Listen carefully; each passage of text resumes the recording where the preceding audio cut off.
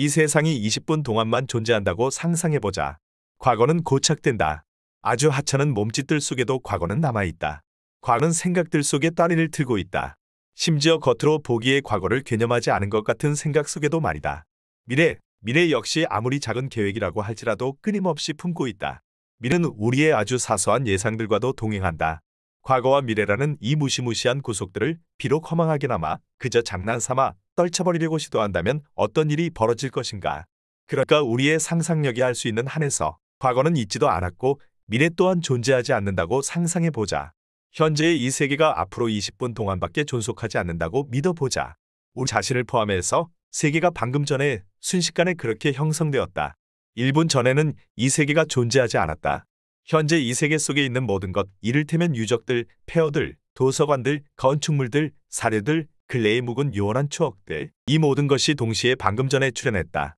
사료들이 버젓이 있고 또한 증인들도 살아있다. 하지만 이 사료들과 증인들이 언급하는 과거는 방금 전부터 존재하기 시작했다.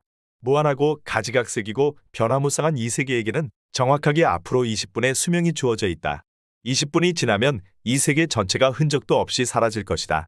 빅뱅도 없고 우주가 폭발하는 것도 아니다. 어마어마한 불바다도 거대한 도가니도 없다. 그저 순식간에 사라질 뿐이다. 비누 거품이 사라지듯이 등불이 갑자기 꺼지듯이 자, 이 20분의 세계 속으로 들어가 자리하라. 그 세계가 우리의 현실 세계와 얼마나 동일한지를 확인해보라. 같은 크기이고 같은 하늘이다. 단 하나의 사물도 다르지 않다. 같은 사람들이 같은 몸짓을 하고 있다. 하지만 찬찬히 생각해봐라. 같은 세상은 전혀 아니다.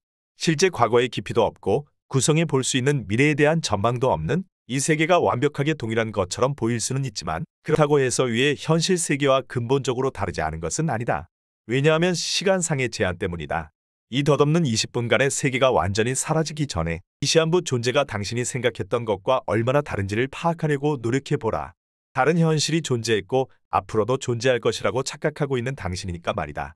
아무튼 시한부 세계와 당신의 생각 사이에 차이와 거리가 있다는 것을 느끼면 느낄수록 당신은 아득한 과거의 중요성과 미래 지평의 중요성을 더욱 더 느낄 수 있을 것이다. 20분이라는 운명의 시간이 다가올 때쯤 당신은 모든 게 실제로 사라질 수도 있다는 희미한 두려움을 은밀하게나마 느끼게 될 것이다. 아마도 그럴 리 없을 것이다.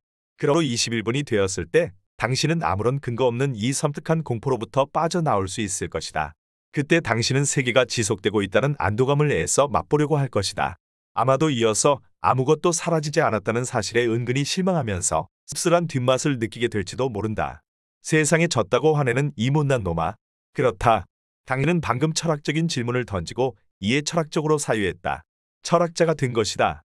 철학이란 무엇인가? 철이 진정으로 할 일은 무엇인가? 영혼의 외침에 답하는 일이다. 우리를 붙들고 있는 생의 고통과 두려움으로부터 해방시키는 일이다. 밧줄의 끝에 매달려 있을 때 철학이 우리를 부른다.